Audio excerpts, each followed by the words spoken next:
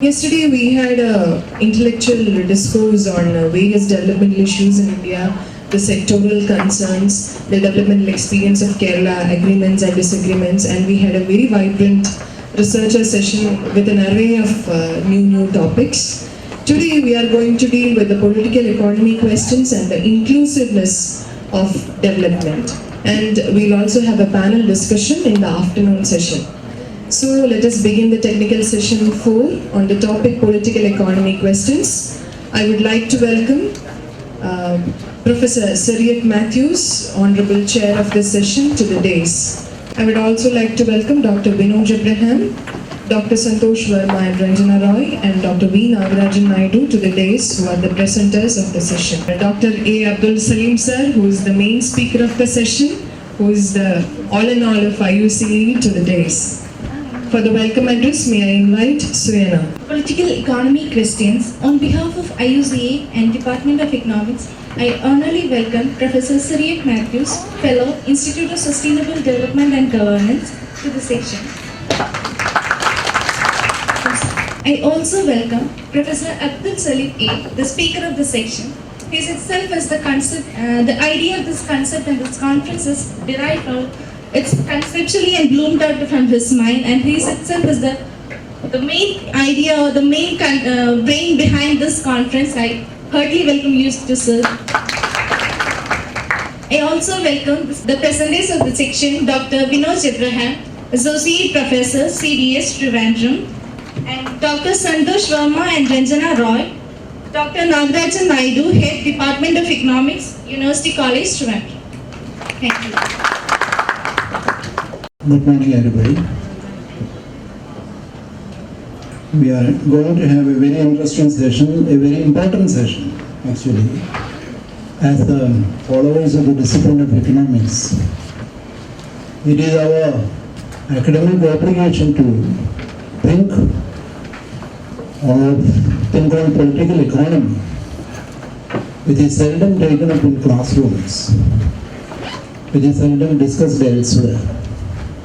And that is precisely because of the ever-increasing influx of the principles of neoclassical economics, which govern policy formulation in India and elsewhere.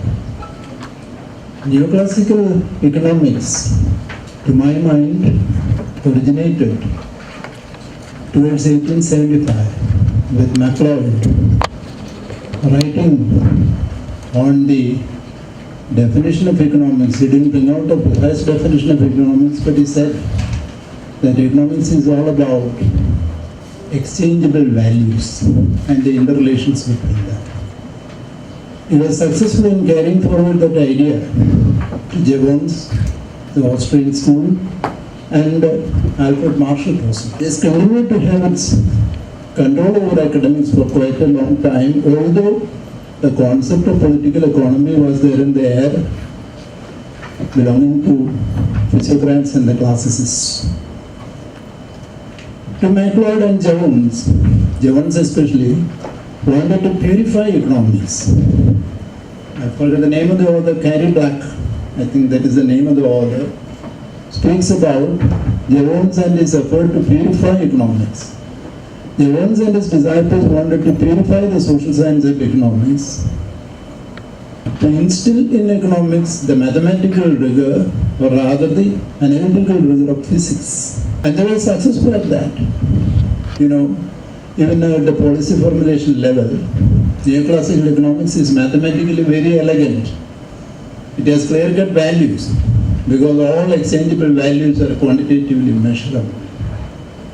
But political economy is something different. It bothers to probe into or probe beneath the close to veil of exchangeable values. It upholds the idea that economics is a social science, and taking the cue from anthropological paradigms that man is a social animal, they uphold the contention that exchangeable values cannot be abstracted from the political, social, cultural, and ethical aspects of everyday life. So much so that any economic policy decision has to be related to all the interrelated aspects of human living. This is precisely how studying political economy becomes very important. We are not just quantitative economists, although quantification is a beautiful tool of economic analysis. Economics is not quantitative measurement, it is all about man in the ordinary business of life. So this discussion is very important, and I hope that this will pave the way for further discussions in political economy.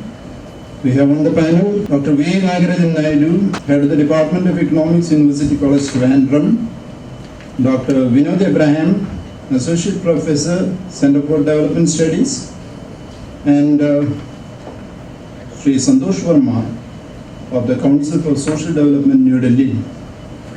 And the keynote address will be delivered by Professor Abdul Salim, who is known to everybody. He is on the faculty of the Department of Economics, University of Kerala, Karivattam.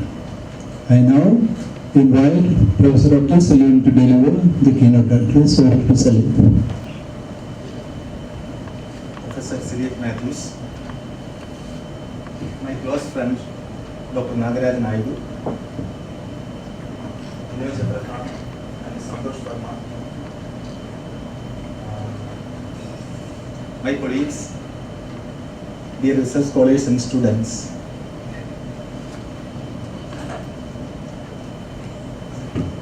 In fact, for this session, the keynote address has to be delivered by Venktesh Athreya. Due to his wife's illness, he is not in a position to turn up. So I am forced to give you some idea on this particular political economy question on education in India. So I request you to bear with me. Okay, we are going to have a detailed discussion of the political economy questions on different aspects. This is on education, and the title of presentation is Higher Education and Inclusive Growth in a Developing Economy like India. See, as all of you know, there is a relationship between education and economic development. And you know that the relationship is mutually reinforcing. Realizing this importance of the mutually reinforcing relationship between education and economic development, people and governments all over the world began heavily investing in education, particularly higher education. But you are aware, with the world economic crisis, in the name of financial crisis, so to say, in the name of financial crisis, countries including India started gradually withdrawing from the field of education, particularly higher education. As you are aware, this has serious adverse effects on education and human development, education and socio-economic development in general. It has serious adverse effects on access and equity of various socio-economic groups in higher education. You are familiar with various figures in education and also in higher education. For example, you consider the gross enrollment ratio of higher education.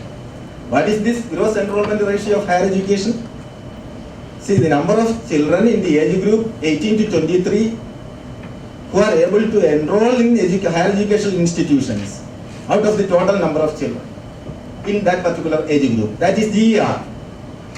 Now, as per the statistics available in for the year 2030, this GER is 19.4%. Out of every 100 children in that particular age group, the most important age group in India, only 19 children are able to study in higher education institutions.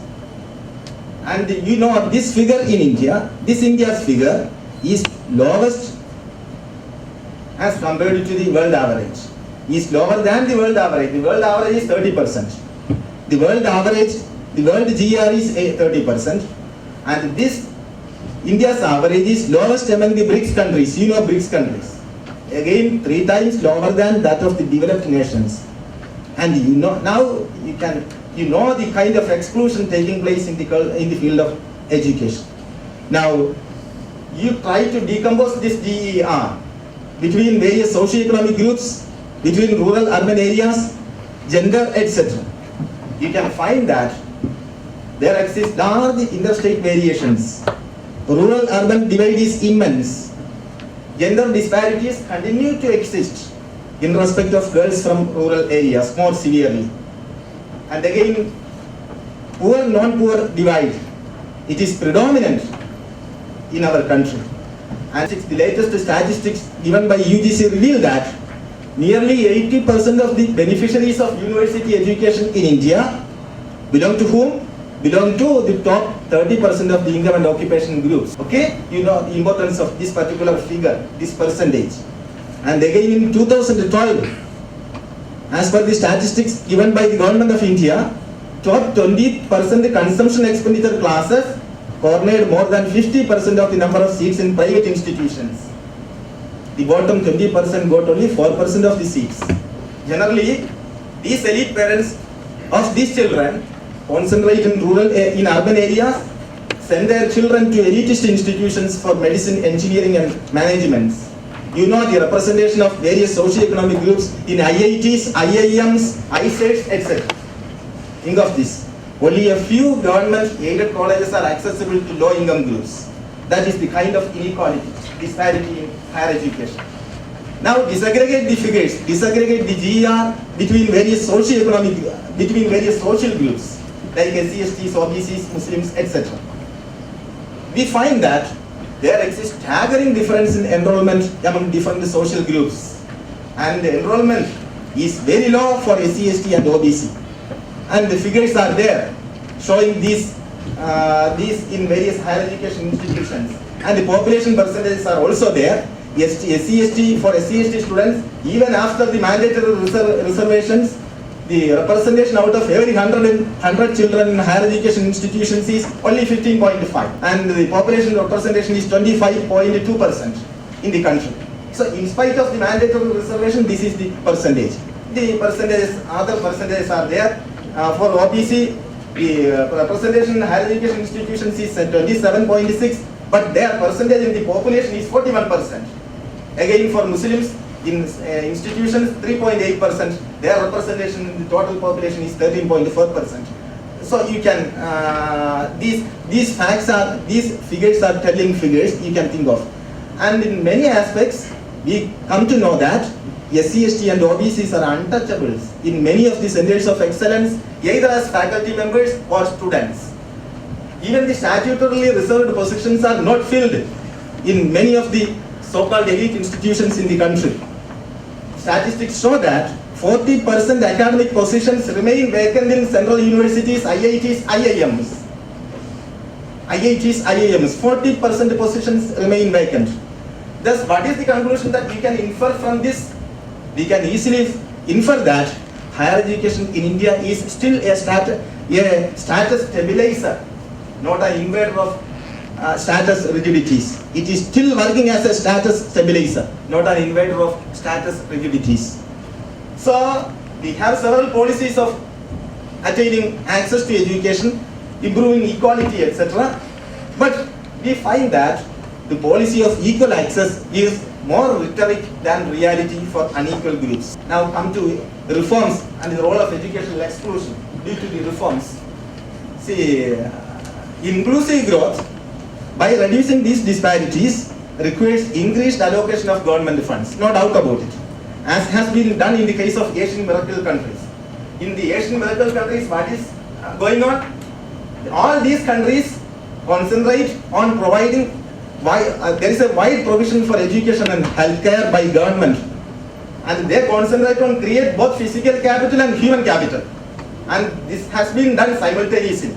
Creation of both human capital and physical capital has been done simultaneously. In our state, we are concentrating on creating physical capital and gradually withdrawing from the human capital front. That is the dilemma that India has been facing, the policy dilemma the India has been facing. The policy is a visionless policy in this particular aspect.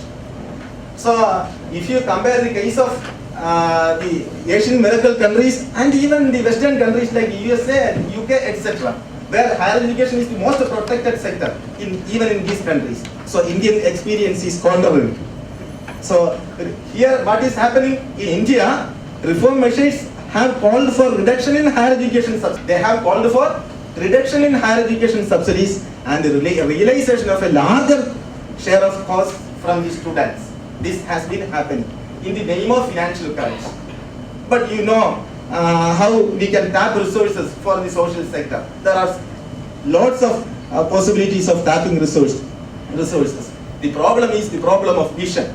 So this kind of a withdrawal would lead to the exclusion of children from low socioeconomic groups. Already they are heavily excluded. They are seriously excluded.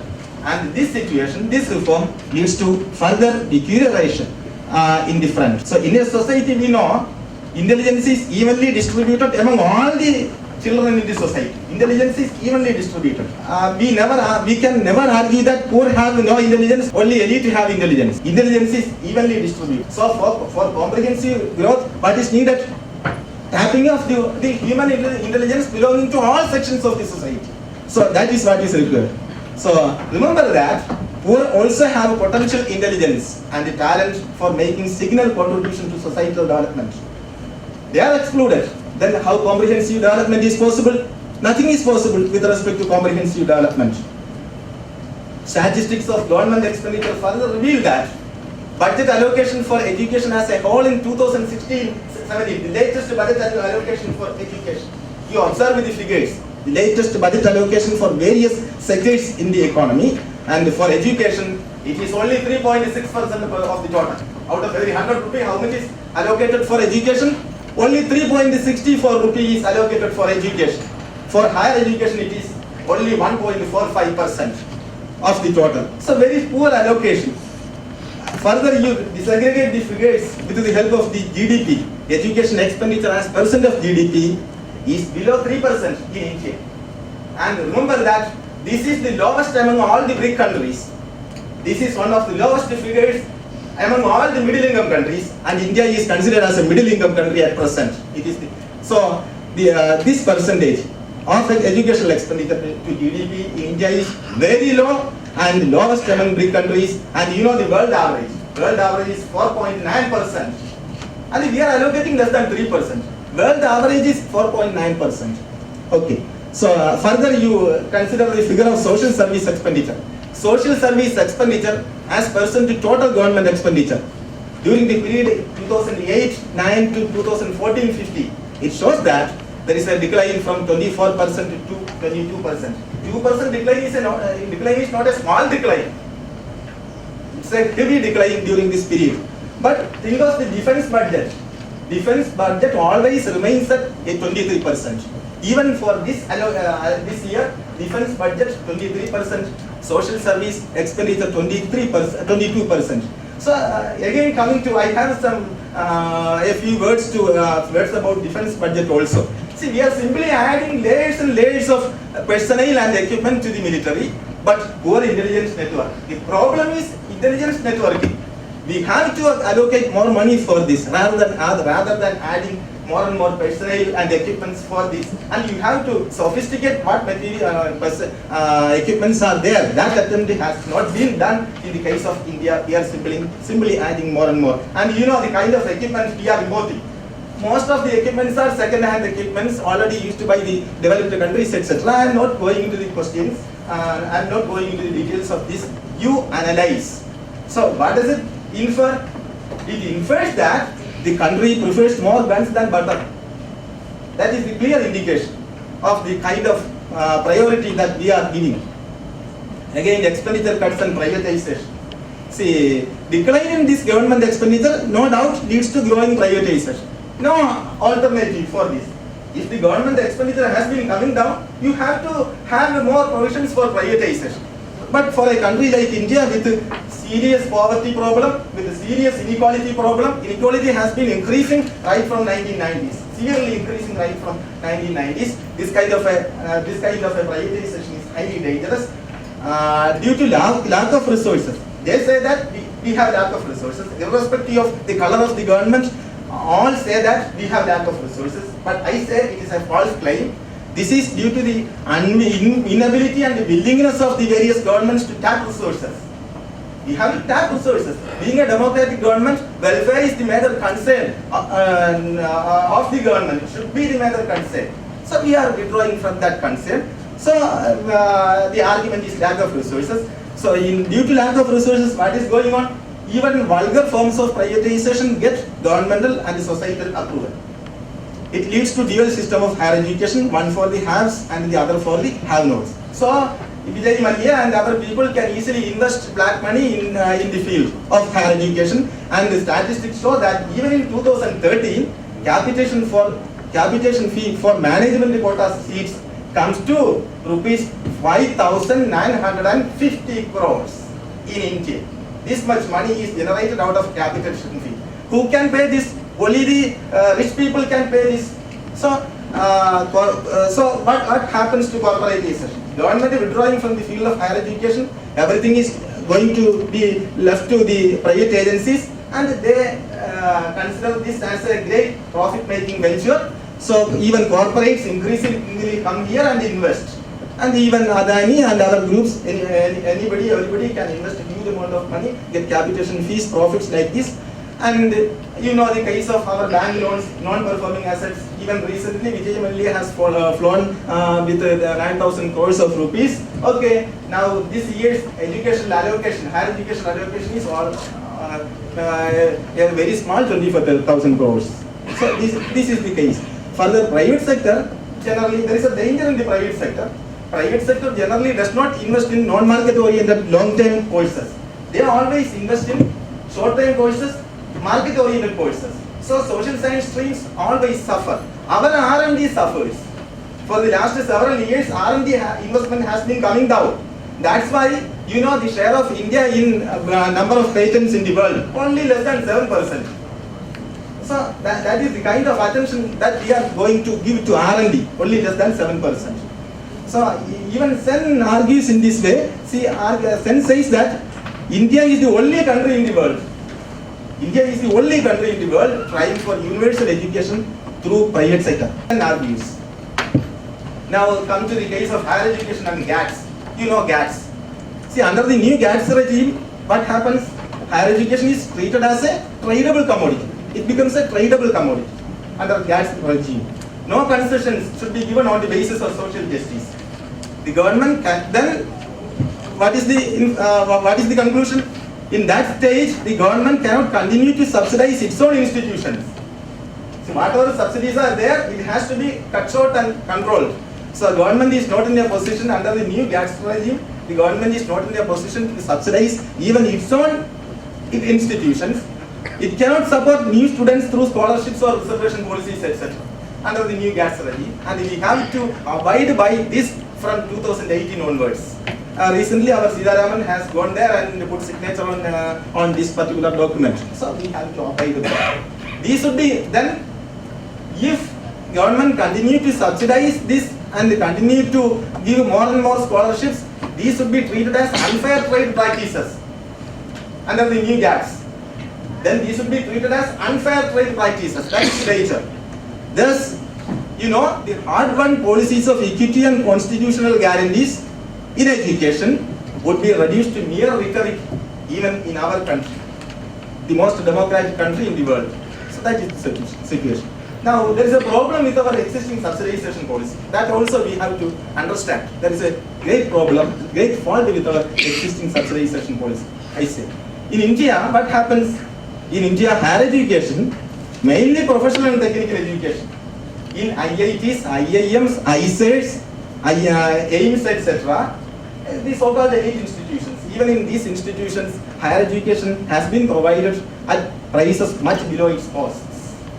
And who gets this subsidy? This is the subsidy. Higher education is provided at very, very small prices to the students. suppose the cost per student is rupees 5 lakh per year, only 2,500 rupees taken from that student, then we say that higher education is heavily subsidized. So, in these institutions, IIMs, ISETs, IITs, etc. Now, who gets this subsidy? You know the representation of various socio-economic groups in these institutions. Who gets this subsidy? This subsidy is available to all students, irrespective of their capacity to pay. So we have to consider the capacity to pay of the students. For the rich, subsidy is non-essential. For the poor, it is inadequate. Now, you know, scholarships and fee concessions, they are given to the poor students. And generally given, it is give like that. And these scholarships are not sufficient many of the times even to cover the direct academic cost. 10% of the best educated students, 10% of the elite students in India received 61% of the resources of higher education. And this figure for the whole Asia is 36%. So, the students in IITs, IIMs, etc., out of every 100 children, see 61% children, out of every 100 children, most of the benefits are going to most of the resources are going to these 10% elite institutions. So 10% of the best educated students received 61% of the resources for higher education. Then the benefit of subsidy largely goes to the privileged, no doubt about it. Then the question is, most of the costs of higher education is being subsidized out of the tax resources extracted from the poor, who form the majority in India. So the elite are educated by the poor in India. That is my argument. The elite are educated by the poor in India because of this. Okay. So there is a negative transfer of resources. There is a negative transfer of resources from the poor to the rich. So the question of equity is most important again. The situation further deteriorates. So I am concluding. The rest of the things we will discuss last. We can come to the conclusion that there exists severe inequality in access to higher education in India. Inclusive growth by reducing these disparities requires increased allocation of government funds, as has been done in the case of most of the developed countries, as has been doing in the case of the tiger countries. Okay, but the government allocation and the measures are piecemeal, and this is even not sufficient to solve the phenomenal problem of access and equity of higher education in India. Consider the latest round of NSS survey. The survey shows that inequalities in higher education have increased. These are the words from the survey report. The NSS, the latest round says that inequalities in higher education have increased, and the absolute numbers of those attaining higher education in the bottom income groups have come down in the last decade.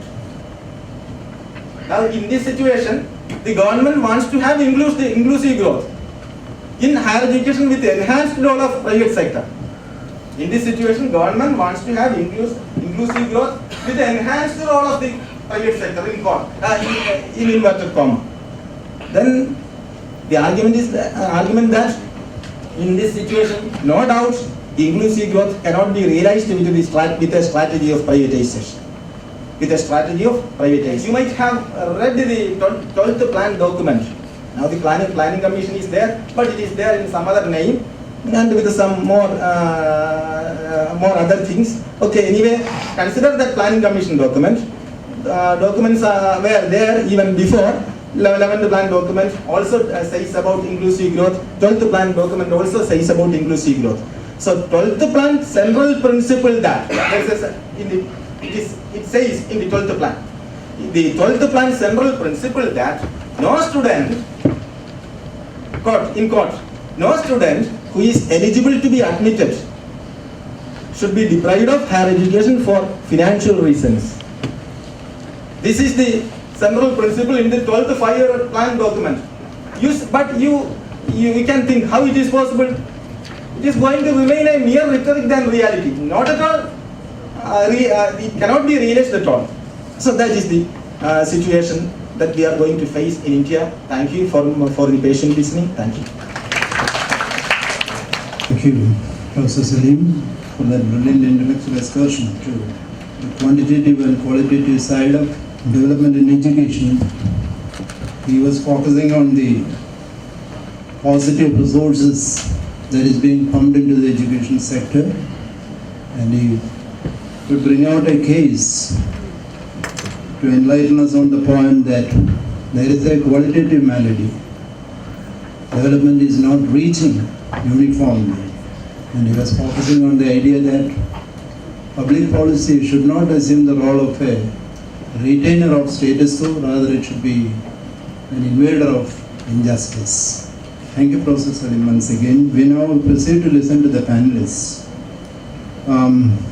We have a time constraint which is there in every seminar. I find it very unfair to chalk scholarly voices, but organizers may demand it because there are sessions to follow. So I think we will agree upon a certain time budgeting, 15 minutes. I think that should be okay with everybody. Try to limit our presentation to 15 minutes so that we will be getting adequate time for interaction. I now invite Dr. V. Nagarajan Naidu, Head of the Department of Economics, University College, Trivandrum, to present the paper on political economy of public debt in Kerala. Chairperson and my teacher, Professor Athreya sir, and other dignitaries,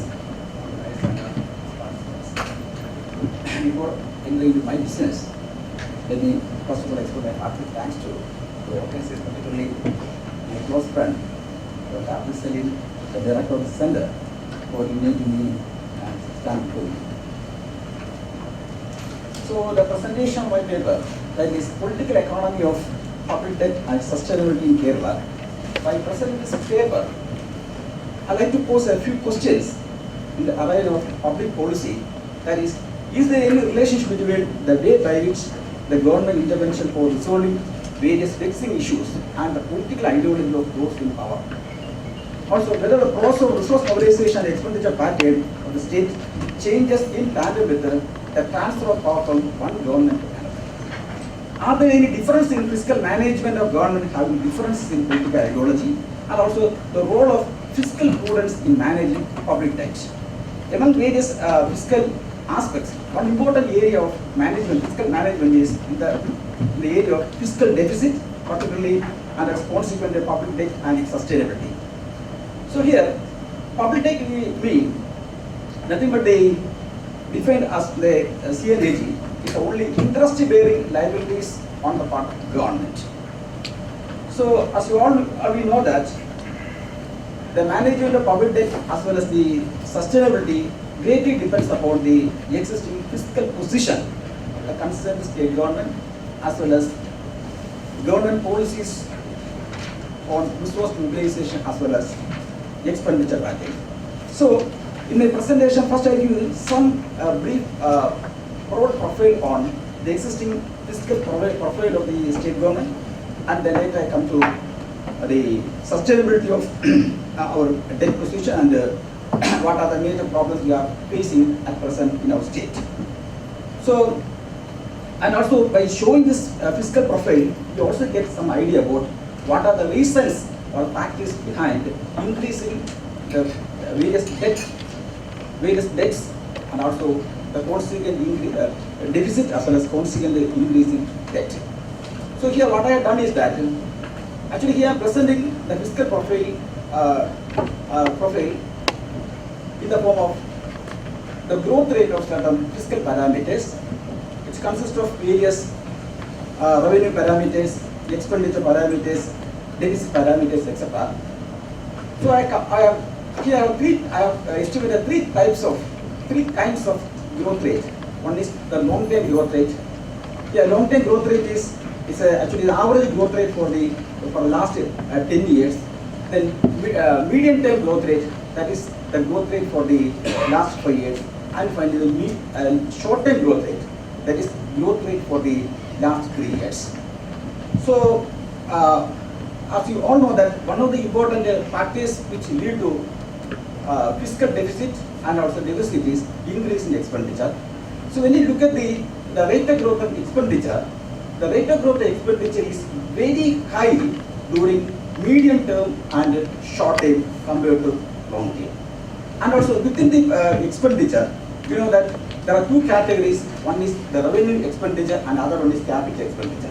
The rate of growth of revenue expenditure is very high That too in the medium term and short term. As we all know that the important component of revenue expenditure are mainly salary, pension payment and interest payment.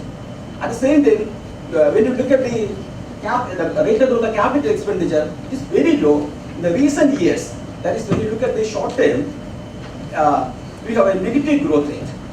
Really, it is a signal warning because our productive capacity of the economy depends upon the our expenditure on capital goods. And also in the case of plan expenditure and non-plan expenditure, the rate of growth of plan expenditure is very low as compared to the non-plan expenditure. And so the one important trend is that there's a growing rate of growth expenditure, particularly during the short-term period, short-term and medium term. And along with that, there is an increasing or widening gap between expenditure growth rate and revenue received growth rate. So this widening gap or the disparity or the wedge between these two, that is revenue received and expenditure received, have grown more during short period and medium term than the long period. So this wedge between short revenue receipts and the expenditure receipts finally led to various types of deficit in our economy, including the revenue deficit, fiscal deficit, primary deficit, etc. So there are various ways by which we can meet our deficit. One of the important means by which state government meets their deficit is in the form of borrowings. That is nothing but public debt.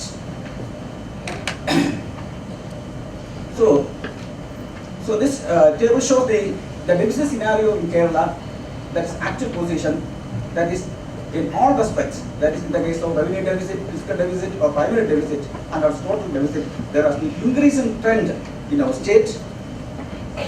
And this figure, here I have shown the ratio between revenue deficit and fiscal deficit. So this provides one important indication, because here when you look at, though there is a decline in the ratio between revenue deficit and fiscal deficit, it is very significant.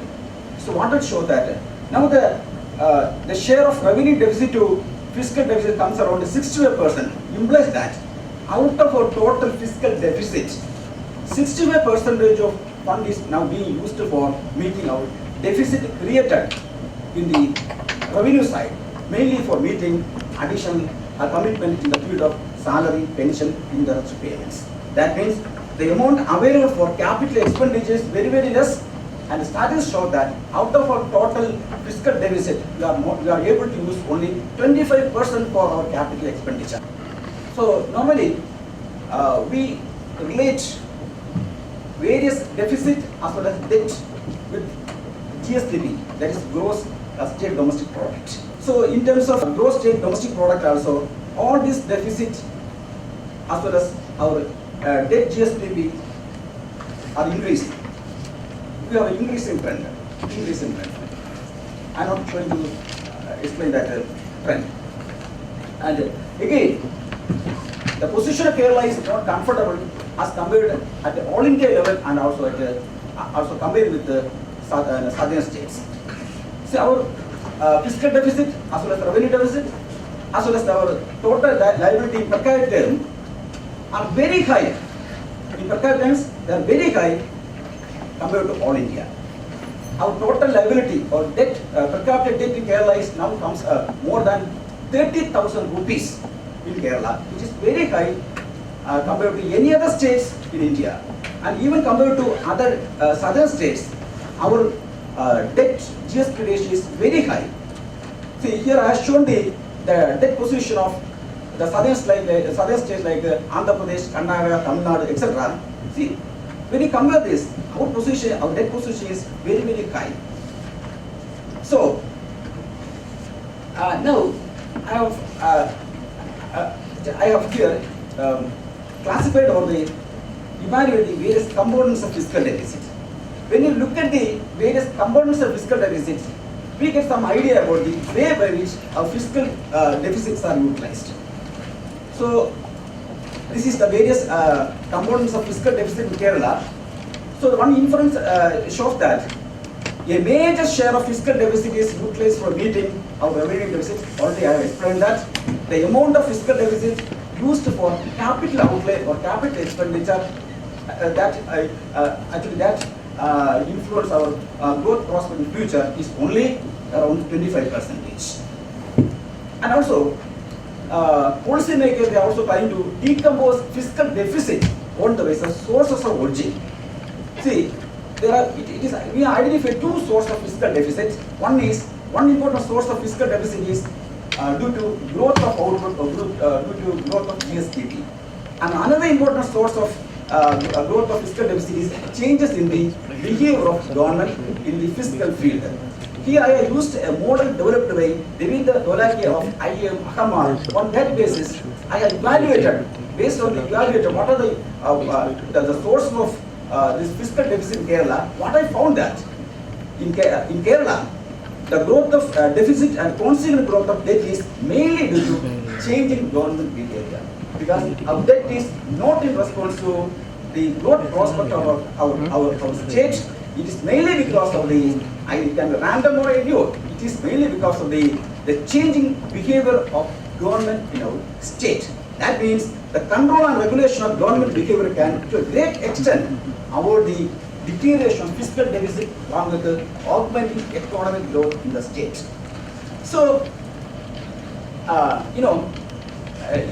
in general, we relate the debt to GST, but you know that debt to the nominal GST, but the nominal GST has lot of limitation because the nominal value nominal GST depends upon the valuation method, the inflation factor, etc. And also it never represents the revenue generating capacity of the state government. So along with the GST, now people are using the revenue receipt of the state and also the state's own revenue receipts for evaluating the debt position, etc. I also with respect to our revenue receipts, our debt position in 2013-14 is 242%, whereas the ratio of debt to state's own revenue receipt is around 316%. As per RBI report, suppose a state's debt position exceeds 300% of its state's own revenue receipt, means that state is under debt stress situation. That means now a state is in a position, state is confronted in a debt stress situation. It is a very alarming situation, Then, as you all know that, what are the fiscal implications of growing debt? One of the important fiscal implication of growing debt is our interest payment. Out of our revenue receipts, 28% of our revenue receipt is now earmarked for interest payment every year. It is not a small amount. So, when you look at the structure of public debt in India, we have mainly two sources of public debt. One is two sources of total liability. One is public debt, that's mainly the internal debt or the market borrowing. The other one is public account, which mainly includes small savings and product fund. Whereas the loans and shares of central government is very small. Earlier, say in 2005, the share of loans and advances to central government comes around 12% or 13%, but when it comes to 2014, the share of central government has declined. It is only 7%. A major share of borrowing is from market borrowings. Then comes the public account, mainly small savings and product fund. So I come to a next important aspect of this discussion, that is whether our debt is stable or sustainable.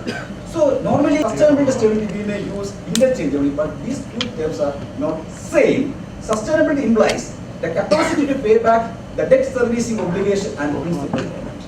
Whereas when a state has reached a sustainable level of debt, the debt level having reached a stable proportion of certain indicators of economic capacity of the state, like the GSDP, revenue receipts, etc.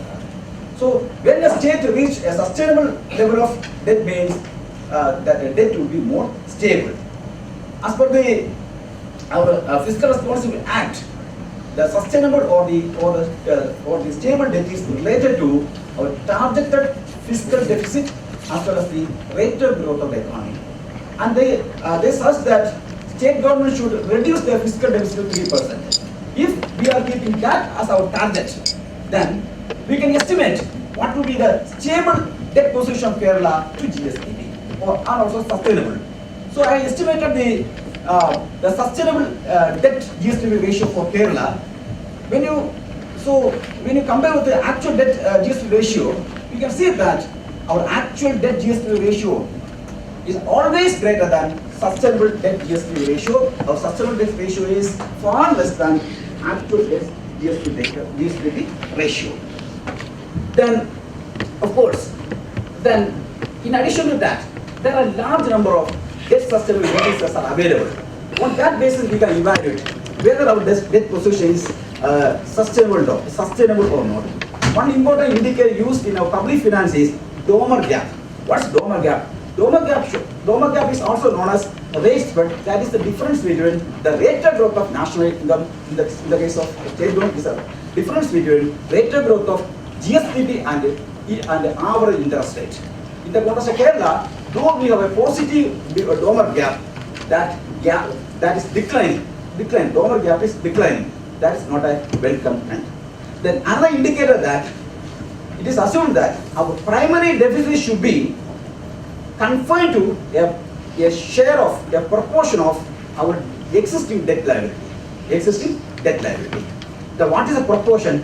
The proportion is equal to the Domer gap or rate spread. So the amount of that debt liability as a proportion of the Domer gap is also known as quantum spread. So we assume that for a sustainable level of debt, our primary deficit must be equal to this quantum spread.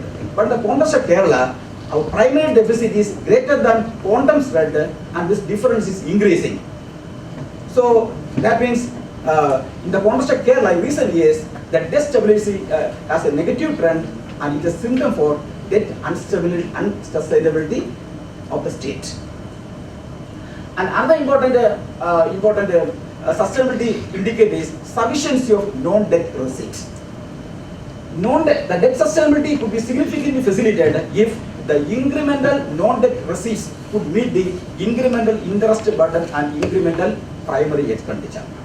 So there's a difference. This difference between incremental total expenditure and non-debt receipt is known as resource gap. In the context of Kerala, we have a negative resource gap, and also the negative resource gap also increasing.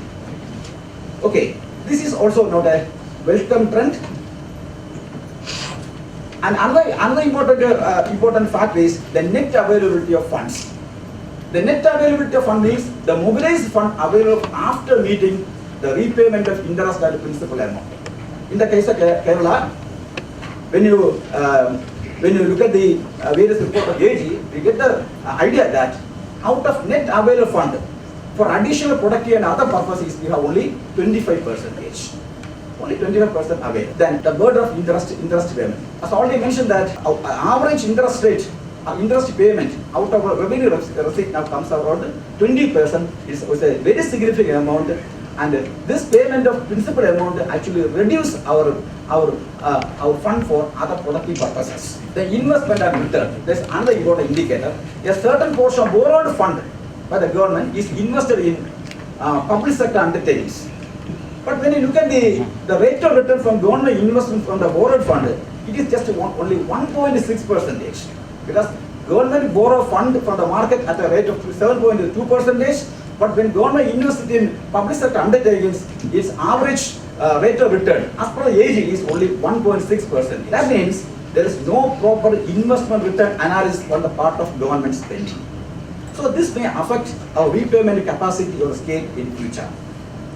Then again, out of the borrowed fund, government refinances borrowed funds for various public sector undertakings. And it again shows that the average interest rate received by the government for its refinance is only 0.2%, while the average interest rate on government borrowing is 7.2%. Again, there is a difference. This situation is also adversely affecting the repayment capacity of the state. Again, another important aspect is quality of deficit or surplus. That is the way by which the borrowed fund use significantly affect the carrying capacity of the economy as well as repayment capacity of the state. So again, the share of capital expenditure in primary expenditure is a good indicator of the amount of borrowed fund utilized for enhancing productive capacity in the economy. It is also very low. The share of capital expenditure to primary expenditure is small, which adversely affect the economy in future.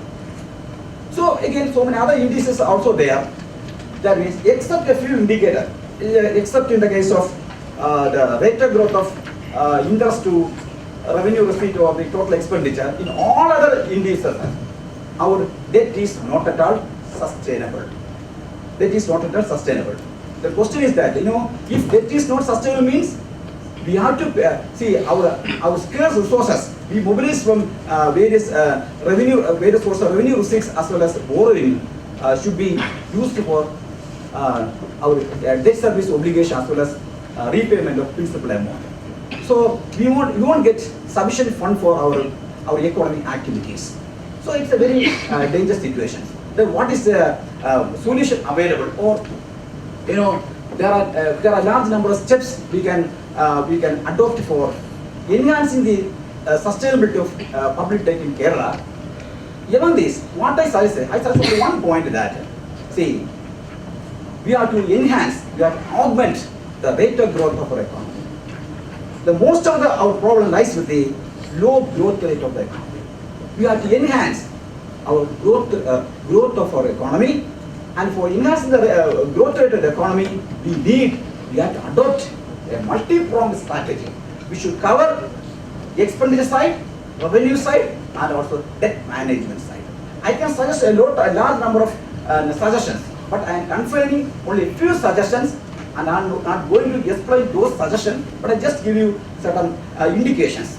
On the expenditure side, more expenditure should be allocated or diverted for productive sector activities. Then again, now our plan expenditure is declining in recent years. So we have to enhance plan expenditure and reduce unproductive revenue expenditure. You have to reduce unproductive. Now, if you are looking at the rate of growth of expenditure, major share of expenditure growth is in the case of revenue expenditure, not the capital expenditure or the plan expenditure. And subsidy must be targeted. Suppose if you are able to target our subsidy, we can save money, and that saved money can be diverted for productive purposes. And also, we have to increase the capital outlay for accelerating growth in future. And also, now we are introducing large number of welfare schemes, but these welfare schemes are not integrated. We have to, by integrating welfare scheme, we can enhance the efficiency of these schemes, and also we can reduce wastage of resources. And also, we have to improve another important aspect in the expenditure side is that we have to not only rationalize allocation, but also enhance the efficiency of expenditure. That is, improve the efficiency of expenditure by avoiding congested spending of planned funds during the last quarter of the financial year. Now we are spending major share of our planned expenditure either in the last month of the financial year or the last quarter of the financial year. That definitely affect the efficiency of our expenditure. And also, see, we are wasting lot of resources from our central government. See, we have to timely utilize the centrally sponsored schemes. Then in the case of revenue side, compared to other states in India, we have a lot of tax evasion, tax avoidance. Only through better tax administration, that is, we have to implement e-governance in all fields of tax administration. Like that, we can avoid tax evasion as well as tax avoidance. And also, in the context of non-tax revenue, we are not utilizing potential level. In other, see, our share of non-tax revenues comes around only 10%. It is much far less than the share in the all India level. So we have to increase the potential of we have to increase the non-tax potential, and also for that we have to make a periodical revision of tax or non-tax rates of non-tax revenue sources. In the case of one moment. In the case of debt management, in Kerala, there are various strategies we have with respect to NRI deposits. In Kerala, we have around 75,000 of crores of NRI deposit coming every year in Kerala, but we are not utilizing it properly. So I suggest that we have to improve we have to introduce some innovative instruments for utilizing these NRI deposits. And at present, our borrowing is not rational. Suppose if we take the quantum, the share of borrowings, our borrowing is not from the cheaper sources. That is why at present our borrowing is not rational. We have to make it more rational.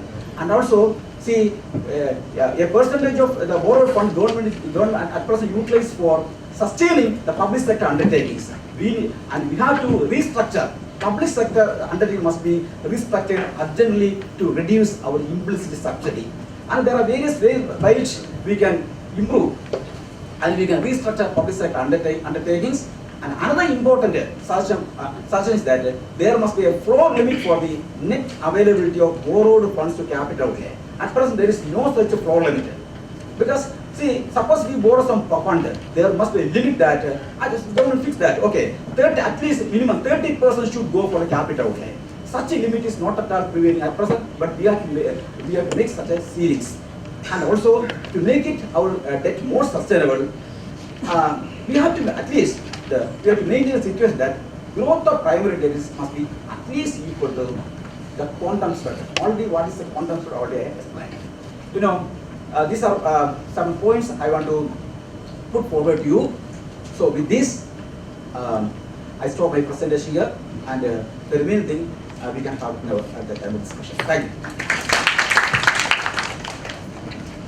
Thank you, Dr. Nagarajan Naidu, for making a dissection of the corpus of public debt in Kerala with the support of sharp statistics. The essential focus was that Kerala's debt position is far above the sustainable benchmark. And any kind of policy, public policy that deviates from sustainability will have dangerous implications ahead. So we expect responses from your side when the session is over on these issues. May I now invite Dr. Vinod Abraham, Associate Professor, Center for Development Studies, to present his paper on declining share of wages in the organized manufacturing sector in India. Good morning to all. Thank you very much, organizers of the University Center for Qualitative Economics, Department of Economics, for inviting me to be here. It's a pleasure to be here, and especially thank Dr. Salim and Siddiq for inviting me here. This is again a slightly longish paper, but I'm going to summarize it right now so that if you have any problems towards if there is a time constraint, I don't have to, you will not miss out on what the arguments are. So basically what I'm trying to say is that what I'm going to do is to show wage shares in the organized manufacturing sector. It has been declining, and it's known to most people who are engaged in the field that the wage share has been declining. And then I try to argue that the decline in wage share is achieved mainly through enhancing the flexibility in the labor market. By flexibility, what I mean, we will discuss that later on. But through various means of bringing in flexibility, it is possible to reduce the wage share in the organized manufacturing sector. And when I say you are reducing the organized manufacturing sector wage share, on the other side you have actually profits increasing. So when I'm saying that we are looking at decline in wage share, we are also answering the question, why is it there a sustained rise in the profit share? Now, those of you who had been reading the newspapers of recently, today who would have read the papers, you would have seen the Panama Papers. You would have seen about the Panama Papers and the huge amount of money that is left with the ultra rich, the ultra elite. I mean, how they park it is we don't know how they park their money from how do they park it, we do not know. But this paper, I think, also gives some indication as to where do they get this from. I mean, it does not give you answers on how do they park it or where they park the money, but it just gives some indication as to where this money comes from also. I think so. Some in terms of in the production sector, where this sources of money comes from also tries to. I've divided the papers in the given outline, but I'll be focusing mostly on three aspects. That is looking at trends in the factor payments, then accounting for the drop in wage share, and then looking at the flexibility patterns that are arising, and then looking at the determinants of declining wage share. Let me go directly to the sticky objectives, and I'm going to this directly. This is the pattern of factor shares that I was talking about. If you look at the organized manufacturing sector in India, which consists of, by definition, consists of only firms that has got more than 20 or workers with electricity, without electricity, or 20 or 10 workers with electricity, by going by the Definition of Factors Act. If you look at the last of those, that is the blue one at the end, which is written as wages to workers, that's the one which shows the wage share in the organized manufacturing sector starting from the 1980s onwards, and you can see that this consistently has been declining. From 1980s to 2013, it has been gradually over the period of time, it has been declining continuously. Now, the red one just above that shows the other emoluments. Other emoluments consist of provident fund, bonus, gratuity, and other kinds of quasi-fixed payments that are made to workers. Now, if you look at that, that actually does not decline. The share does not decline much, but the total emoluments that goes to the workers declines, basically because the wages to the workers are declining, but the quasi-fixed payments are not declining, they are more or less stable. The line just above that, the green one, shows the rent that is paid in the gross value added. This is all in terms of the share in gross value added. Now, the rent paid also is a very small fraction, just about 1%, 1 to 2%, and it remains more or less constant from the 1980s to 2000. But the one that is just above that is the interest payments that are made. If you look at that, has got some very wild fluctuations. Starting from the 1980s to 2000, the interest payments largely was stable.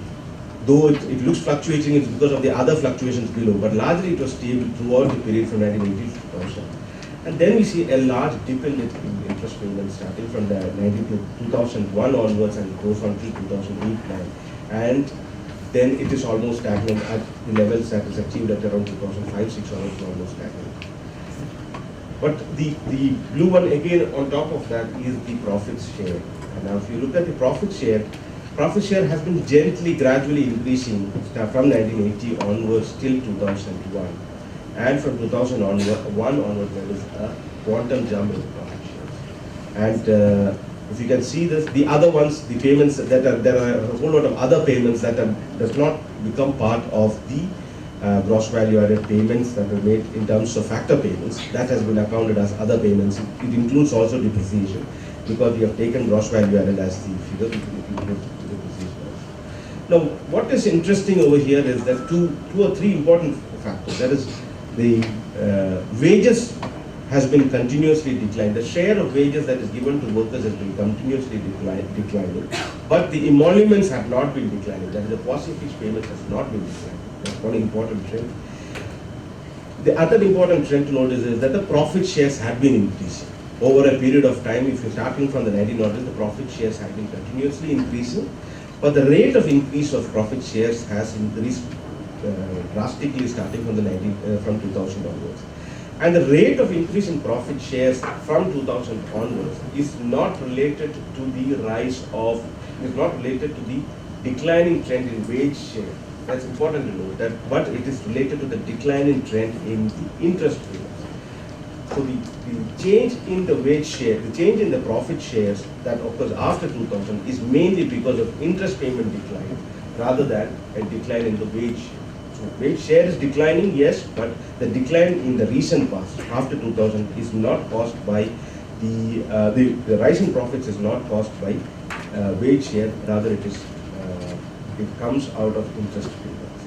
Now, why this thing, we'll look into that later. Now, if you look at of the total gross value added, growth rates in gross value added, what share of the gross value added goes as emoluments, rent, interest, and profit? You look at over the period of starting from the 1980s to 2013, if you have just divided decade-wise, I've not done any breaks around this year, but just taking decade-wise, if you look at the rate at which the share of the growth of gross value added goes to the various factor payments, if you look at every decade, this share has been rising. 19.3 was the share of the total gross value added, of the total growth in gross value added that was going to profits in 80 to 90. From 90 to 2001, you said it increased to 20.8, and between 2001 and 12.3, hugely 49.3. That is about 50% of the total growth in the gross value added went as profit shares in the gross value added. At the same time, the wages component in the wage share component in the rise in gross value has been continuously declining. It's declined from 19% to 12% and 10%. So total change, roughly about 45% of the change in the gross value. The growth in the gross value added was accounted by profits, but only 10% was accounted by the wage share. Now, one of the questions that we end up answering, there are two interesting aspects to note here. One is the famous Caldorian long run growth facts. We've heard this thing in our economics. The long run growth fact says that the share of profits and share of wages are in the long run constant. They will not seem to be moving. At least the experience that came from the developed economies, the experience was that roughly about 60% of the total wage share, of the total gross value added comes from wages, and roughly about 40% goes as profits. And the long run growth, one of the growth facts is that this is stable, and it's stable for it's been found stable for many at least in the first half of the 19th century, it was found to be stable for quite some time. And Keynes himself had addressed this thing, saying that this is a mystery that this is stable for such a long time, but it is mysteriously stable that the wage share and the profit share seems to be stable for a long time, starting from the early 1900s to 1950s onward, till the 1950s. Now, and it was during this time, the 1950s, we had this Cobb-Douglas production function, the typical neoclassical tool that came to be explaining what is the distribution between wage share and between the profit and wage share distribution, how does it distribute? And the Cobb-Douglas production function was estimated across countries, across various countries, industries, and almost all of these things ended up by saying that yes, it is stable, and the Cobb-Douglas production function, and in the end, just for a particular countries and just for a data, instead of testing whether the Cobb-Douglas production function gives the results rightly, even the Cobb-Douglas production function itself had become a reverse test. That is, if the data is correct, if you want to know whether the data is correct, you put the Cobb-Douglas production function and see whether it is stable or not. If it is not stable, then you say that the data that is available is wrong. So instead of arguing it, the causality, that I can reverse the causality in terms of what is. But all of this argument about the long run stability, the long run Caldor long growth facts, the Cobb-Douglas production function, the Keynesian understanding about all of this was hinged on one aspect, that is, under some conditions, that is under perfect competition, your wage rates would be equal to the productivity. That is and growth in productivity would be equivalent to wage rates. Now, if the wage rates are paid according to the productivity growth, or according to productivity, or the growth of wage rates is equivalent to the productivity growth, then you would see that this share, that is the share that labor would have, the share of capital would have, would be more or less equal, and it would be still stable in the long term. Now, it is in this context you should see what is happening to productivity growth and the wage share and the wage rate growth in India's organized manufacturing sector. The blue line over there shows the productivity growth in the organized manufacturing sector, and the red line over there shows the earnings per employee. You it includes both wages as well as emoluments. Now, as you can see, the productivity growth has been growing, it is galloping up high enough, and it's been going at least till 99, 2000, there has been some stable growth, and then it just jumps up, it gallops up at a very high rate. But if you look at the wage share and the wage rate that is growing, it is almost completely lying low. Earnings per labor has been lying low. The gap between labor productivity and earnings per employee has been widening, and there is no sign of this kind of closing down.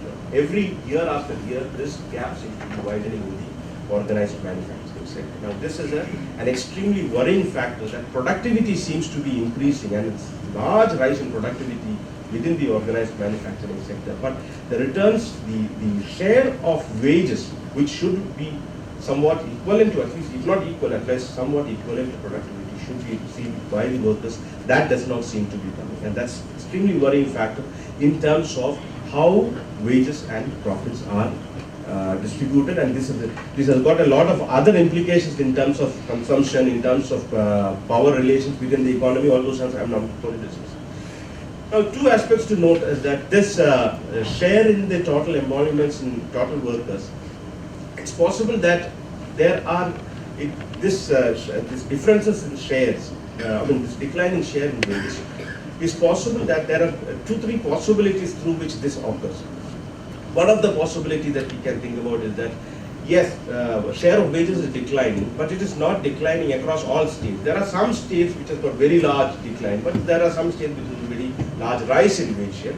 So in the net, you should see it as a wage share decline. That's all that's what it is. But reality is also the theoretical background probably to argue this thing is that if the incentive system across different states are different, and industries start locating differently, and industries with different types of capital and labor intensity shifts across different states, then you have a possibility that some states with very large wage share, some states with very large capital intensive industries are moving to one state, some states, and states with some industries with labor intensity are moving to other states, and it is a possibility that this kind of thing. But we see that if you look at the data, we don't see any of these things. We said overall, starting from 1980 to 2012, across all the states, there has been a decline in the wage share. It is not a state-specific phenomenon. The only two states show some stability in this. That is, one is Haryana, the other is Kerala. Now, Kerala also had experienced some decline from 80 to 2000, but it's since 2000 onwards, you don't see the decline in the wage share in the case of Kerala. And Haryana, during 1990 to 2000 also, there was a decline, but otherwise it's been stable in Haryana. But across all other states, by some account, there has been some decline in the wage share. Profit share, on the other hand, you can see that almost all the states, except for Haryana, we see that the profit share had increased. So it is not a state-specific thing. That is, some states are having a declining profit, other states are having a declining, increasing profit. It's not a state-specific. Now, if you look at the correlation between the state's share of factor payments, I have done it for across 4 pages just to show that it is stable across payments, that the correlation is stable. If you look at, I have drawn correlation between emoluments to profit shares, emoluments to interest payments, emoluments to rent, profit to interest and profit payments. Now, profit to rent. Obviously, emoluments to profit will have a negative 2 minutes more. 2 minutes only, so let me just go through it a little bit faster. Emoluments to profit obviously has a negative relationship. That is, when emoluments are increasing, profit share will decline. So share of profits and share of emoluments we can understand. Emoluments is largely wages and other payments made to the workers. But the interesting thing to note here is that the emoluments and interest payments, there is a positive relationship between emoluments and interest payments. Now, how is it that wage share keeps increasing when interest payments increase, and wage share keeps declining when interest payments decline? Now, this is a question. I mean, in fact, what it's showing is a spurious correlation. The correlation is actually it's a negative correlation between profit and income. That is what it is. That is, when profits are increasing, interest payments seem to be declining. When interest payments are increasing, profits payments seem to be declining. In other words, this shows the contradiction between the rate of return to capital in productive purposes and rate of return to capital in speculative purposes. So this is actually a contradiction. Whenever there is rate of return higher in the productive purposes, investments need to be moving into this sector. Otherwise, there should be interest payments that is based on speculative investment, probably that makes it more interesting. So let me just stop that. This is change in share of our emoluments across employment size. If you look at it, the large sized firms, that we size the largest decline in wage share. It's not the smaller size firms. Large, these are the ones that are larger, and you can see the drop is much larger than the larger sized firms. If you look at it across industry wise, all the industries, except for one industry, all the industries will find this kind of decline in the wage share. So it's not an industry specificity, it's not a state specificity, it's not any of these things. So then we come back to the question about, let me skip all these things.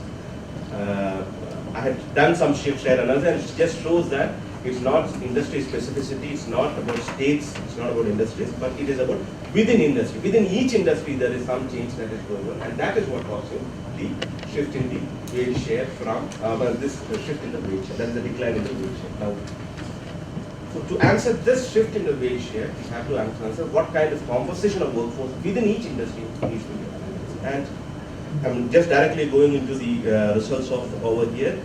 The main things I want to say is that the share of male workers, direct male workers are declining in the organized manufacturing sector. Share of female direct workers in the total employment is declining, but if you look at as a share of females in direct workers, that is permanent workers, that is increasing, but among the total employees it is declining. Contract workers, I think this is the most important thing, that share of contract workers are largely rising, extremely large rise in share of contract workers. And managers in total employment, that is supervisors and managers, in the total employment it is declining, but if you compare it with direct workers, it has been increasing. The share of managers and Then another important aspect to look at is the number of days that are worked per worker per year. Now if you look at across period, whether you take male workers, female workers, contract workers, any of the kind of workers, the number of hours, number of days of work has increased consistently for all India as a whole. Days of work per male direct worker has increased from 306 days per year to 310. For females, it has been the largest increase from 299 days to 310 days. For contract workers, it has increased from 305 to 308 days. And for managers, it has increased from 303 to 360. And for days per worker, for overall it has been an increase from about 300 days to 307 days. Now, remember the earlier calculation which I had shown about labor productivity. The labor productivity was measured in terms of labor productivity per worker. Now, if you're converting that labor productivity per worker into labor productivity in hours, then actually we get a completely different picture. We may not get the picture that we are looking at. But the wage payments are done in terms of the hours, the day, in terms of, most of these are permanent workers, the wage payments are done on a monthly basis or on a yearly basis. So there is some kind of time boundness about that thing. But in terms of work, what is happening, that what I'm saying is that the contribution that is made by workers is much more than what is seen to be in the labor productivity measure. Now, let me go through this thing. Let me just go to the final results. There is a, I look at, what I do is to take 3-digit level industries across states and take a first difference model and just running a simple OLS model, but it's a first difference model, looking at wage share and employment share separately. And the results, I'll just show the results. The change in capital labor ratio has a negative effect on change in wage share. That is, as the capital intensity increases, wage share seems to be declining. Then increase in technology in terms of information technology capital used in the total capital. If that is increasing, just counted as IT capital as representative technology in capital. That seems to have a very important same wage share. Then rise in contract workers within the employment seems to have a very strong negative effect. Presence of women in direct employment again has a negative effect on the wage share. And non-wage employment per worker, that is quasi-fixed cost for the employer. A rise in this expense would encourage workers to substitute workers with hours of work, which would imply that the wage bill may not increase even if the hours of work will increase. Now, in conclusion, I will make the following remarks. 3 aspects within the workforce, that is contractualization of workers, feminization of workers, and substitution of workers with more days of work. these are the three aspects through which flexibility is brought into the labor market, and that seems to be having a strong role in kinds of declining wage share. There are two other factors also: increasing capital intensity, that has reduced the demand for labor, and changing composition of capital, that is capital becoming more and more technology intensive. That also seems to have a strong effect on the declining, in explaining the share of wages in the gross value. Let's stop here. Thank you very much.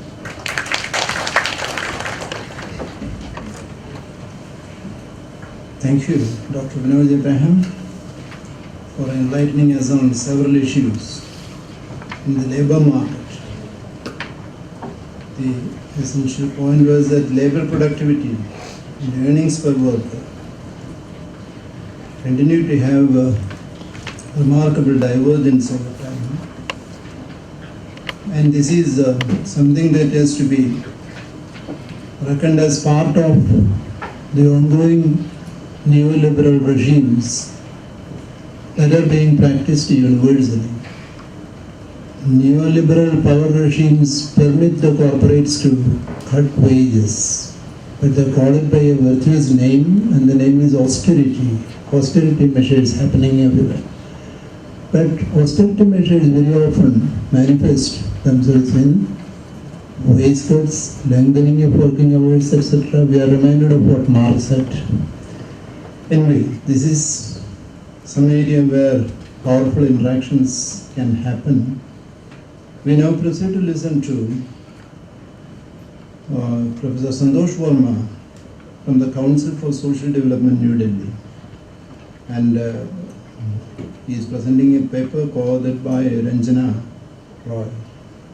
They are from, Ranjana Roy is from ICRIER, New Delhi. The paper is on political economy of inequality in ownership holdings, the question of land reforms in major states of India. Over to Professor Santosh. I'm associate fellow at CSD. So, and I also thank my friend Siddiq for his kind gesture to invite me here. And first of all, let me confess a few things that from my very early days of education, from 6th, 7th, 8th, till PhD and till date, whatever positive first or highest we used to, we can close our eyes and say Kerala.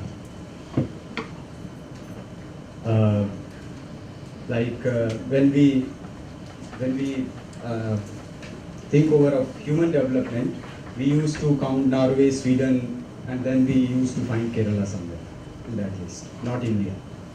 So someone yesterday, one of my friends said that you are going to God's land. So I said that no, because I am a non-believer, I said this is the progressive hard work of the people of this state, and always they are ready to change. That's why they are in this list. So let me start my presentation. This is the plan of presentation. What land reform, a myth.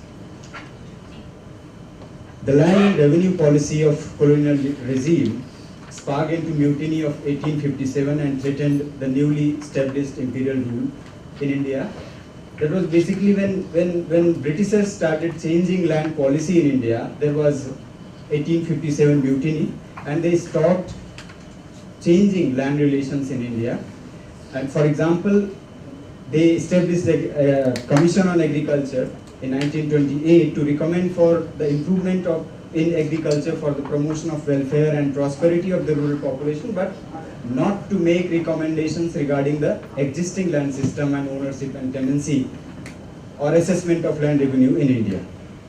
So the status quo also was added with the private ownership of land throughout the country, and before Britishers, somewhere we find that there was community holding of land, but what Britishers did, they promoted private ownership of land. Another thing was what colonial regime did was deindustrialization, which turned agriculture into human oppressor and simultaneously increased competition for land, where the trio of what we know landlords, money lenders, traders worked together to further fortify the colonial institutions and existing land structure. But as I said that the first mutiny in 1857 was due to the peasantry, and they also played decisive role in and raising several questions on the existing land relations in that period. After independence, the notion came the land reform, which was of three kinds. First, the Congress view based on Agrarian Reform Committee constituted in 1949, which recommended land reforms through the enactments within the framework of parliamentary democracy. Then second was the view developed under the leadership of Vinoba Bhave, a Gandhian leader who was inspired by Gandhian theory of trusteeship, who launched the Bhudan Gramdan movement. And third view was originated from political thesis of Communist Party of India, which asserted to break the monopoly of land inherited under the feudalism. The thesis put forward was land to the tiller. And after that, several committees were constituted, numerous legislations were drafted, passed, but the whole process of land reform was almost on the paper only. Very few states this land reform took place. First was Jammu and Kashmir due to some geopolitical reason and some the party, the National Conference and its leader Sheikh Abdullah also from the was supported by the peasant class, and the land reform took place there. And then West Bengal and Kerala due to stronger left movement and greater degree of awareness and organizational pressure from the peasant groups. And the third was the Telangana part of the then Andhra Pradesh due to lesser loopholes in the legislation. And in all other states, land reform either was on paper or just it was some change in emerging class of landholders. And the Planning Commission of its paper in 1973 said that the land reform was not successful because it was a weakness of political will. Now I come to my presentation. What I have done, this was all the literature. Now, given these backgrounds, this paper tries to pinpoint the present scenario of land distribution and persisting land ownership inequality among different classes, social categories, and various religious groups in the major states of India through explaining the 70th round of data, which is the latest round. The 70th round includes data on distribution of land holding, ownership and operational holding, tenancy and land use pattern, cropping pattern, and data on irrigation. But the structure of land ownership and its distribution in rural India, as described by various NSSO surveys, have been questioned time again on the basis of its accuracy, reliability of data estimation, and extent of landlessness. As we find that, as against several studies mentioned above claiming higher incidence of landlessness, the estimates of 70th round of the Land and Livestock Survey underestimates the extent of landlessness and reports that only 7.41% of the households are landless in rural India. So I am skipping the methodology part. Basically, I am coming to homestead as productive and unproductive use.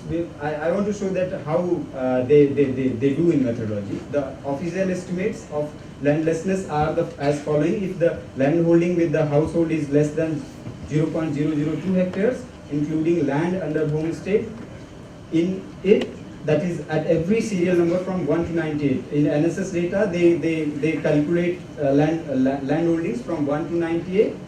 And however, in our study, we have estimated landless households excluding 97 and 98, that is homestead land. So, if we count state-wise homestead land, which is for used for cultivation, and homestead land which is not being used for cultivation, though it provides a little support to most of the landless households, in their daily meal, like maintaining kitchen garden. It is noticeable fact that every major state of India per household average homestead land used for cultivation is lesser than the homestead land per household without cultivation. You can find that homestead land used for cultivation is lesser than the homestead land not being used for cultivation or productive work. Now you can see the landlessness in major Indian states. Second column is the official estimate, which is shown in the 70th round of data, landlessness, and the third column, which we have calculated as landless households. You can find the Kerala is 10.81 in official estimate, but we have calculated 56.51%. And for overall India, it is 7.41%, as I earlier said, and in our estimate it is 41.87%, the landlessness. Now I will show only one figure here because time is not there. You all will be using efficiently the Lorentz curve method. You can find that around 94% households have only 3.3% landholding in India. And if you go further, 97 or 98% have only around 11.1% landholding in India, and the rest 1.2 or 1.26% have around 88 or 89% land in India. You all will be using efficiently the Lorentz curve method. You can find that around 94% households have only 3.3% landholding in India. And if you go further, 97 or 98% have only around 11.1% landholding in India, and the rest 1.2 or 1.26% have around 88 or 89% land in India. Now, how can we tackle this, the landlessness in India? We have made some recommendations. Like we have first calculated what is the surplus land. If we fix the ceiling of 18.5 acres or 7.5 hectares per household, we have surplus of 23 million acres of land all over the India. And how can we distribute? To distribute further, if we can calculate it further. So what this distribution will do, the distribution of land in such a way, firstly will lessen acute land scarcity at the lower end, and it will necessarily be able to minimize several deprivations around among the most backward communities, especially in Dalits, minorities and other backward classes. So my concluding point is, land reform and its justifiable distribution to acute tillers remained a distant dream due to numerous loopholes in the legislation. This accentuated land concentration into few hands, and the masters of these lands carried on to enjoy the political power and to control the rural economic structure in almost all the states of India. And the calculation of landlessness by the NSSO is vague and inaccurate. There is surplus of 23 million acres of land in the major states of India, which can be redistributed to landless households, estimated a total of around 24.82 million households. There is urgent need to promote pooling of land for cooperative cultivation among smallholders to make it viable. And there is also a dire need of net macroeconomic policies which could protect these cultivators and cooperatives from different vagaries like natural calamities to several other market discrepancies. Thank you. Mr. Santosh Sharma for highlighting those varied aspects in land distribution. The point was that land reforms in India must to be desired. It hasn't taken place in the way it should take place, resulting in accentuation of the miseries of people who are essentially landless. Now, we may declare that the floor is open for responses. Please do respond from your seat it would be nice if you can identify yourself before offering our responses, please. Request the audience to be very brief to the point and to ask specifically. First give your name and then ask the question. Thanks to Dr. Nagarajan Naidu. His paper was on how to make the fiscal deficit in control. So, you at some point of presentation, you made a remark that the Fiscal Responsibility Act of Government is it will be useful to control the deficit. But sir, is it not the fiscal deficit? The Fiscal Control Act, the Fiscal Responsibility Act of Government, the central government, is it not?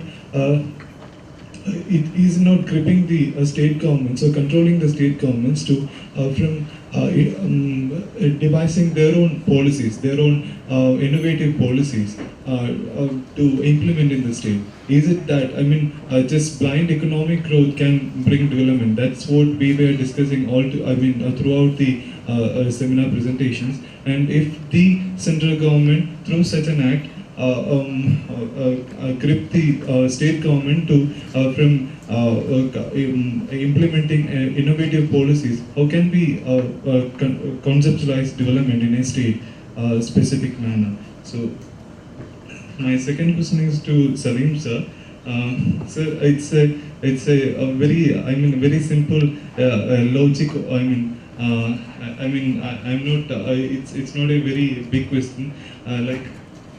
You were saying about the privatization of education.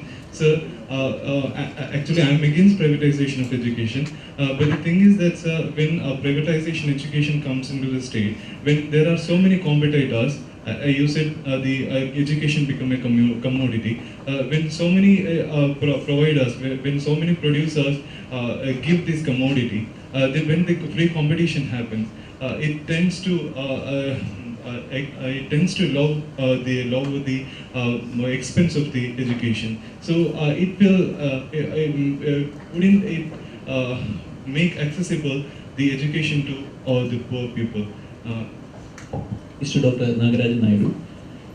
In fact, there are a number of things that I agree with you, or on which I agree with you, but what is the basis of this 3% RPM target? Or, to me, it seems these are entirely arbitrary. 3% target for fiscal deficit, or some arbitrary target for debt to GDP or debt to GSDP ratio and so on. These have been proven to be entirely arbitrary. The only measure of sustainability of debt is that the rate of growth of debt should not exceed the rate of growth of income of the government. Other than that, these targets are entirely arbitrary and actually ideological, on the basis of a certain ideology which says that the government should not spend.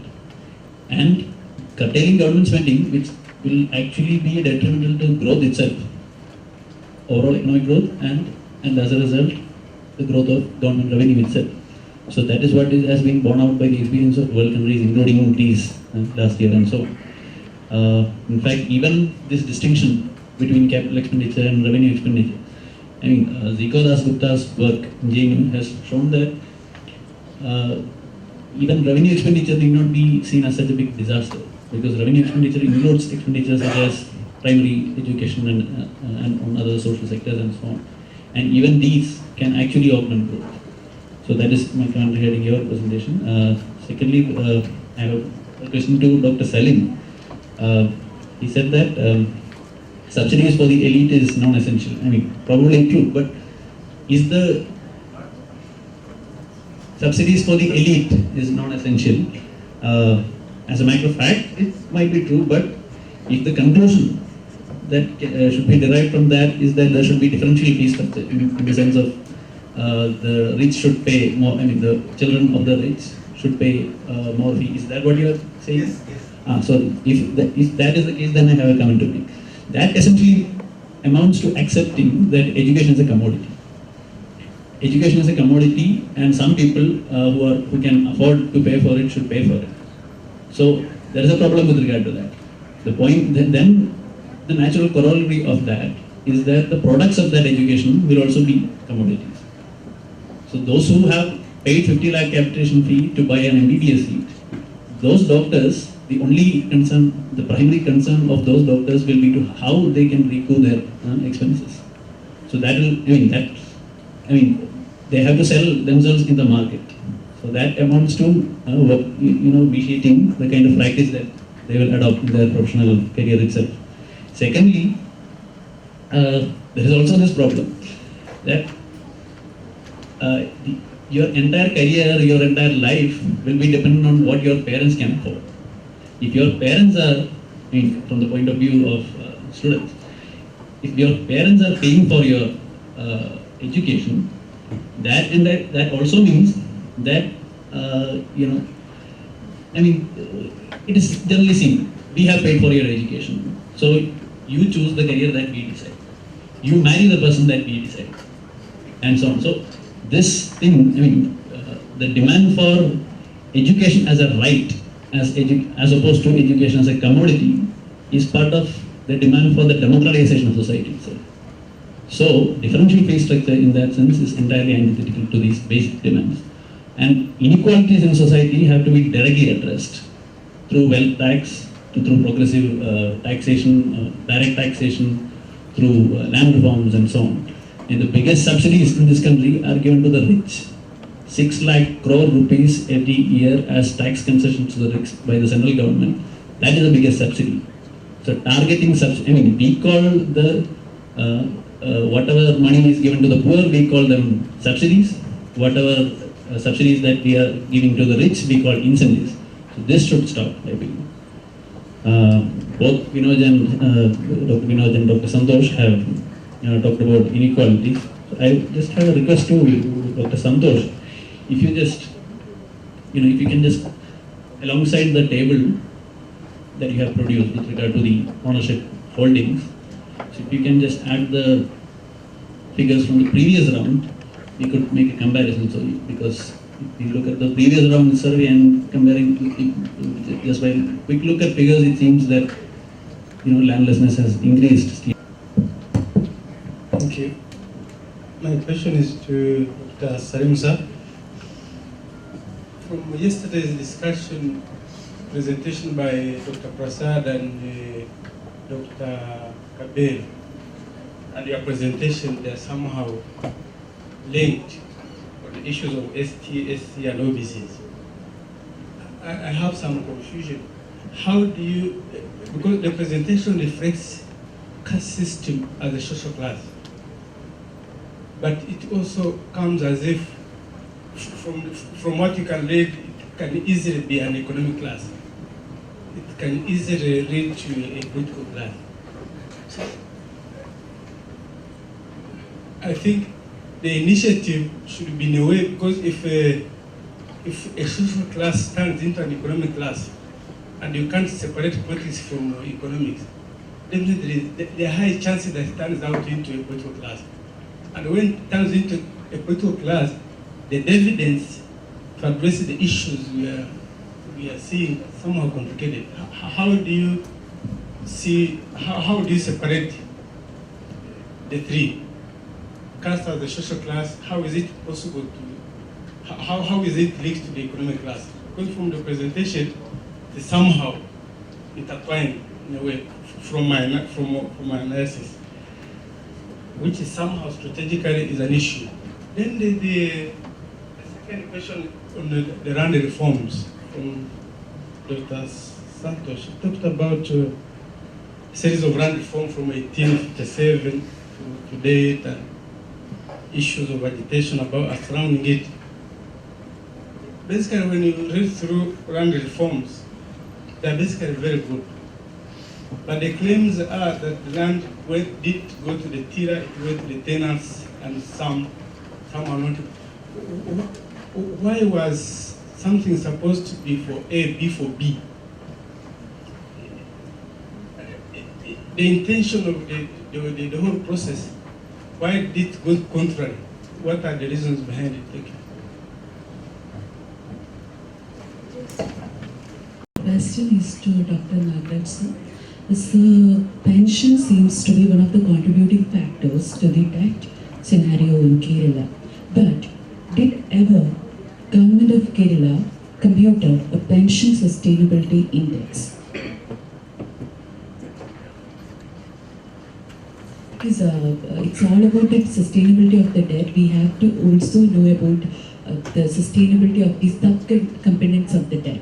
So, did ever, I mean, I just want to know whether there was any attempt from the government of Kerala to compute the sustainability of the debt caused by the pensioners. I think the panelists can now respond, and once they respond, we can take a couple of questions later, possibly. The presentation, you mentioned that lack of visionless policies are the roadblocks in the inclusive growth. My question is whether this is a problem of visionless policies or its execution. And my second question is, we know that intellectual brains are behind the, or central behind the all policies and development programs, and it's essential. And educational psychologists mention that scholarships are the positive reinforcement for put forwarding or encouraging the students to come forward or enter or polish their or develop their skills. It considered as a positive reinforcement, irrespective of the income, caste, etc. So my question is that in this context, can you argue that the ability to pay criterion is applicable for providing scholarship to the students? Thank you. So my question is to Dr. Santosh Verma. So you mentioned that land distribution reforms of Kerala was fairly done, and at the same time you showed the table which shows highest landlessness in Kerala itself. It seems contradictory.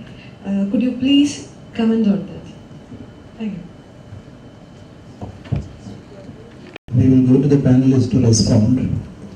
Professor Salim first. See, already we are running out of time, so I don't want to talk much on this. We can have personal discussions on these aspects. But let me take at least 1 minute to comment a few words about this. With respect to reduction of costs and competitions, you are arguing that competitions naturally will reduce the cost of education. See, if you observe the history of education and the costing of education in the countries in the world, you can observe that this has not been taking place in any country in the world. See, corporates ultimately forming cartels, and they fix the even pricing the education sector itself. So the same is going to happen in the case of the country like India also. Dani, Tata, and all some groups may form a cartel, and ultimately they fix the price of even education. So that is going to be the end result of this. The competition in education never can be promoted. It should be under the strict monitoring and control of the central government or the federal governments. That has been the history of all the countries in the world. Take the case of USA education, and also UK and Japan, etc. That has been continuously done. Now in the case of, for short of time, let us not discuss in detail on discriminatory fees and commoditization. See, I never argue for the commoditization of education. Education should not be treated like a commodity as apple and orange. It should be treated as part of our human capital and cultural capital. But government and policy makers argue education as a commodity. That I never agree with that. And even for that, discrimination. See, if the government argues for commoditization of education, then norms should be there. Some norms should be there by way of discriminating the consumers, paying the richer persons paying more, and the poorer should be given certain concessions. But I never agree to that. Okay, that is my second point. And economic class and social class, that we will discuss later. Here the economic class, the powerful social class and the economic class are intertwined. Both are almost one and the same. They decide and determine everything. Now come to the fourth question, lack of vision. Or see, I argue that from the part of the politicians, directly there is a deliberate lack, maybe deliberate, because of the intervention of corporate bodies, etc. There is a lack of vision from the part of the politicians. Earlier that was not the case. You consider the case of the Nehruvian period and the education policies framed during the period. See, there is a drastic departure from that. So I say that there is a lack of vision from the part of the political leaders. That should not be there. We will argue further on this because you are a student. I can meet you lots and lots of time. We can have discussions. Okay.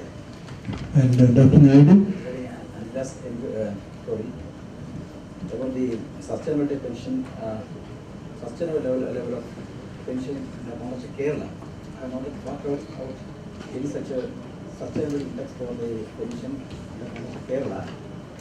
And again, what I argued that, see, among various, out of a total debt, we spend nearly 65% of debt is mainly for meeting our revenue deficits, and which mainly consists of the salary, pension payment, and interest payment.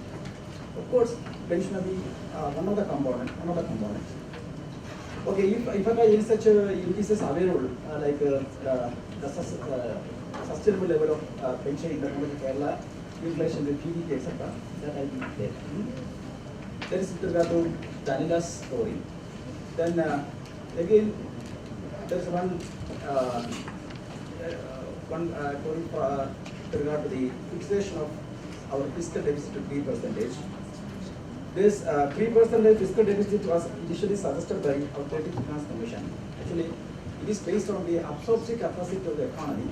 One of the important indicators of absorptive capacity of the economy is the GDP. Of course, there may be variation of though the fiscal deficit GDP is 3%, the absolute amount may vary from state to state depending upon the GDP produced. Suppose a rich state, definitely the absolute amount of fiscal deficit can be higher than the poor states. But anyway, here maintaining this type of a target would actually strengthen the fiscal prudence of any state. And as a member of Public Review Committee, what I found that by spending public money, we are not concerned about the prudence in expenditure, or the fiscal management is very poor. Suppose if you are 100 rupees as a private money, definitely we will use it more efficiently. So here, the fixing the target is at least for maintaining a discipline in our fiscal management. Then for controlling fiscal deficits, say, I never suggested to reduce public expenditure. Rather than reducing public expenditure, we have to rationalize the allocation of public expenditure and also improve the utilization of public expenditure.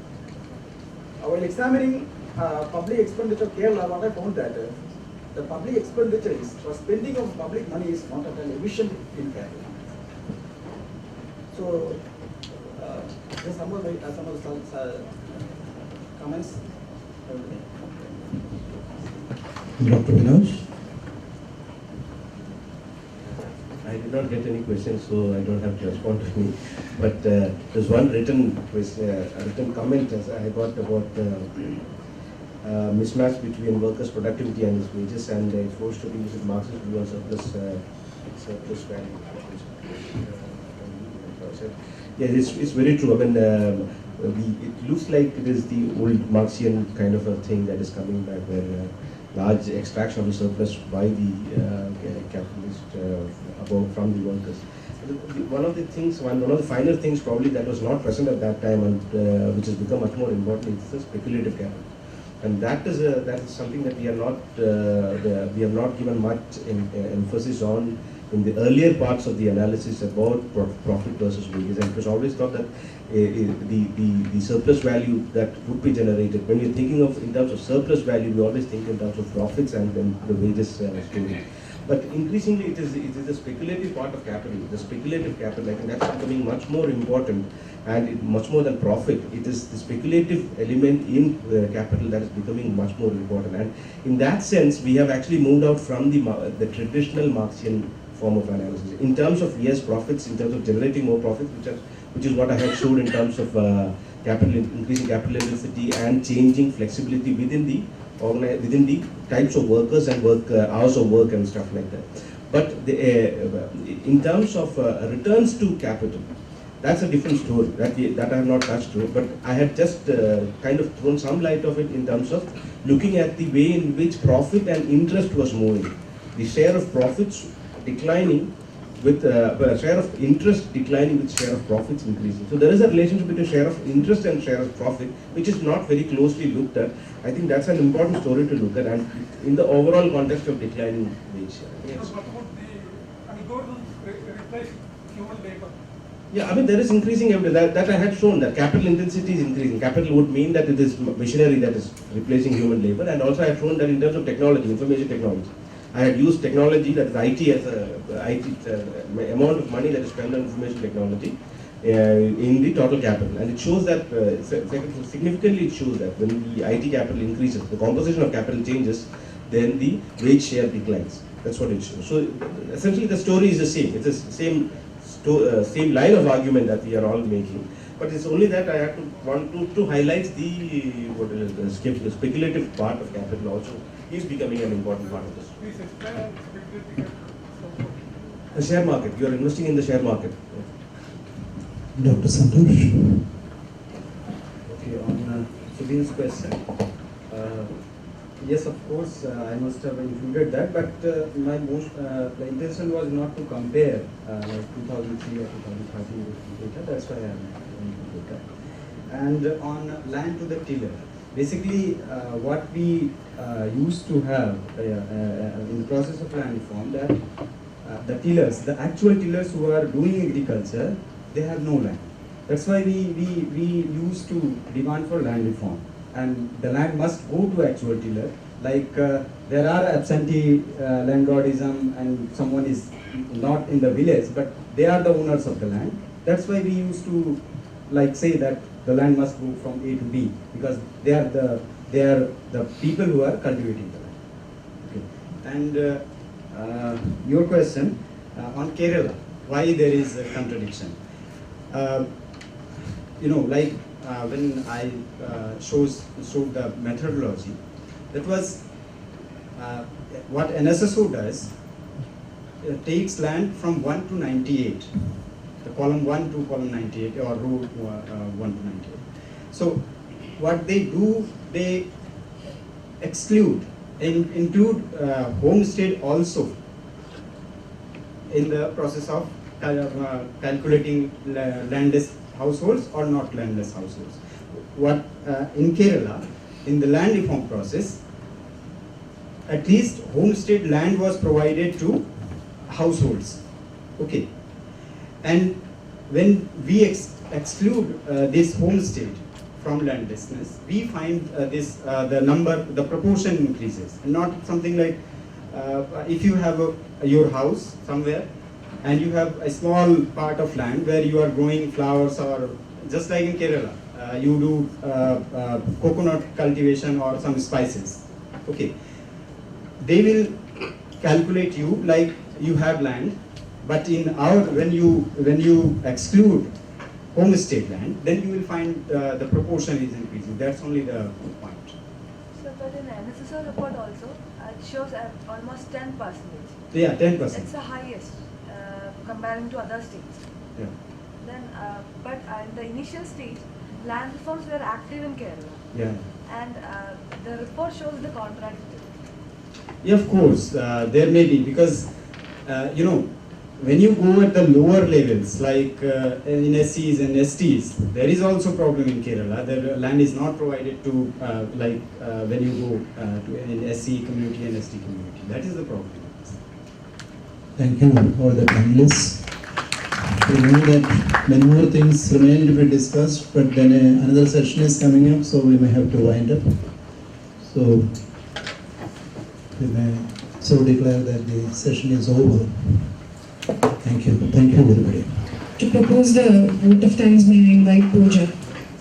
Good morning, everyone. I have been given the opportunity to propose a vote of thanks for the technical session that dealt with the issue of political economy problems.